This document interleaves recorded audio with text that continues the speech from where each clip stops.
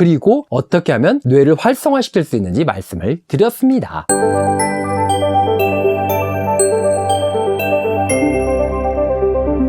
안녕하세요, 웸스입니다. 새해가 시작된 지 벌써 일주일하고도 조금 더 지났네요. 여러분 새해 계획 중에 공부가 있으시죠? 그래서 이런 영상도 보고 계실 거라고 믿습니다. 자, 그런데 공부 어떻게 해야 효과적으로 할 수 있는 걸까요? 인간의 뇌는 어떻게 학습을 하게 되는 걸까요? 지난 영상에서 어떻게 효과적으로 할 수 있는지 설명을 드렸었고요. 그 전에 영상에서는 공부가 잘 되는 시간에 대해서도 말씀을 드렸었습니다. 지난 영상에서 책을 어떻게 효과적으로 읽는지를 말씀을 드렸다고 한다면 이번 영상에서는 어떻게 공부해야 공부한 것을 잘 익힐 수 있는지 설명을 드리려고 합니다. 이 뒤에 보시는 사진은요, Cortical Homunculus 또는 Homunculus of Penfield 라고 합니다. 호문클루스 하면은요, 연금술사들이 인조 인간을 만들어내려고 했던 작은 인간이란 뜻입니다. 인간의 정액에 인간이 이미 들어있기 때문에 배양만 잘하면 인간을 만들어낼 수 있다고 믿었었다네요. 아무튼 그 호문클루스는 복제한 인간이라고 볼 수 있겠습니다. 코르티칼 호문클루스는요, 코르티칼이 대뇌 피질을 얘기합니다. 대뇌 피질에서 우리의 각 기관이 얼마나 감각적으로 차지하는가를 표현한 것입니다. 이 호문클루스에서 보시다시피요, 인간이 손을 움직이는 것으로 인해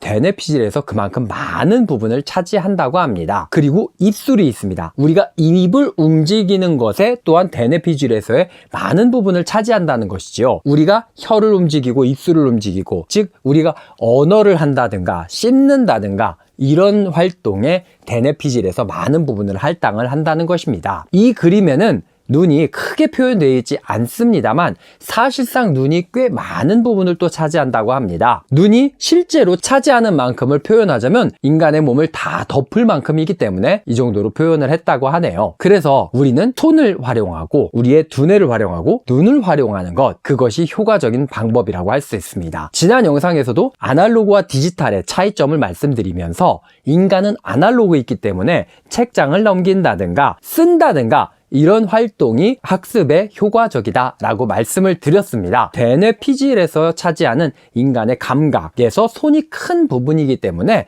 손을 활용하는 것, 즉 쓰면서 하는 것이 굉장히 중요합니다. 그런데요, 그냥 막연히 쓰는 것만 가지고 되는 것이 아니고 이 코르티칼 호문클루스에서 보여주듯이 인간의 입이 또 많은 부분을 차지하기 때문에 입으로 말을 하면서 학습하는 것이 효과적입니다.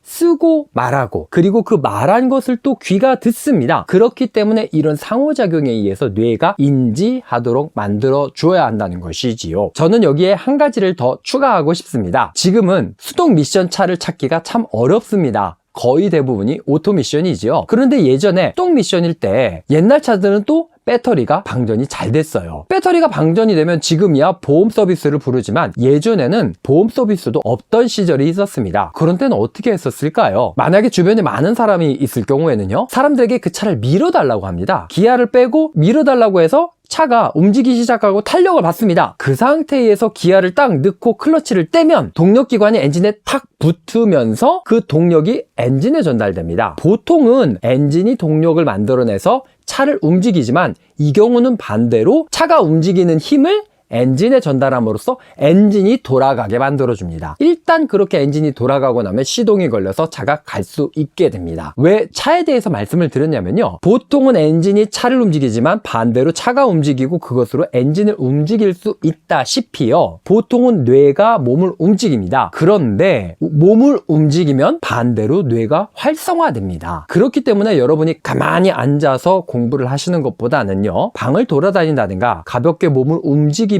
공부를 하시는 것이 효과적입니다. 많은 논문들이 말하기를요, 교재를 들고 방 안을 걸어 다니면서 입으로 중얼중얼 하면서 학습한 것이 가만히 앉아서 학습한 것보다 효과적이라고 합니다. 걸어 다니면서 쓸 수는 없다 보니 먼저 한번 쭉 훑어보면서 정리를 할 수 있겠지요. 손으로 적으면서 어느 정도 내가 이해를 한 다음에는요, 걸어 다니면서 입으로 중얼중얼 하면서 그것을 읽어 나가고 그렇게 학습을 한다고 한다면 우리의 뇌가 활성화되어서 훨씬 더 효과적인 학습이 될 것입니다. 오늘 여러분께 효과적인 학습 방법에 대해서 말씀을 드렸습니다. 왜 손을 활용해서 쓰면서 해야 되는지, 왜 입을 활용해서 말을 하면서 해야 되는지, 그리고 어떻게 하면 뇌를 활성화시킬 수 있는지 말씀을 드렸습니다. 이 효과적인 효과적인 훈련 방법을 모두 종합해서 만드는 것이 웸스의 영어 훈련 프로그램입니다. 여러분들이 이런 효과적인 훈련 방법으로 말하고 싶은 것을 마음껏 표현하는 그날까지 웸스와 함께 화이팅! 오늘은 여기까지. That's it for today.